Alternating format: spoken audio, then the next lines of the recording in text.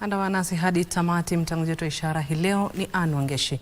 Katibu wa unyunyiziaji mashamba maji CPA Ephantus Kimotho amesema wito wa kuongezwa kwa msaada wa miradi ya wakulima wa mashamba madogo madogo ya unyunyiziaji mashamba maji katika mazungumzo ya ushirikiano wa maendeleo kati ya serikali za Kenya na Ujerumani yanayoendelea mjini Berlin. Mazungumzo hayo yanalenga kuimarisha ushirikiano katika sekta za unyunyiziaji maji mashambani, akiba ya chakula, kukabiliana na mabadiliko ya tabia nchi, kuwawezesha vijana na ustawi wa kilimo biashara. Ujumbe wa Kenya nchini Ujerumani unaongozwa na katibu katika Wizara ya Fedha Dr. Chris Kiptoo.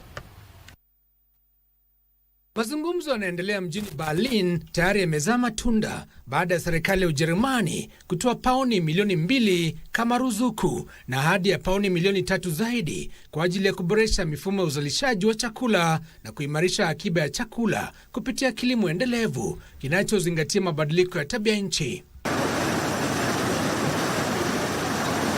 Aidha, Kenya imefanikiwa kujadiliana na kupata pauni milioni 20 zaidi za kusaidia kupanua miradi ya unyunyiziaji mashamba maji kwa wakulima wa mashamba madogo madogo katika kaunti 7 humu nchini.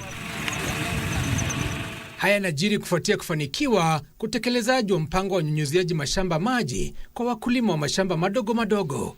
Magavana wa eneo la magharibi mwa Kenya pia wamesema wako tayari kushirikiana katika miradi sawia. Katibu Ephantus Kimotho alisema miradi 5 ya unyunyiziaji mashamba maji ya Miuka, Kandiki, Gatene, Magatiandhi na Kiramanti yamekamilika, huku 2 ikiwa tayari imekabidhiwa kwa wakulima na inaendelea kutumika. Miradi hiyo inahudumia takriban ekari 1300 za kilimo cha mazao yenye dhamani kubwa na inanufaisha wakulima 1540. Vilevile, mapato ya wakulima yanatarajiwa kuongezeka kutoka shilingi milioni 12.4 hadi shilingi milioni 45.7 kwa mwaka, jambo linaloonyesha umuhimu wa unyunyiziaji mashamba maji katika kuimarisha uzalishaji, kuboresha maisha ya wakulima na kuongeza akiba ya chakula. Giverson Maina, Darubini.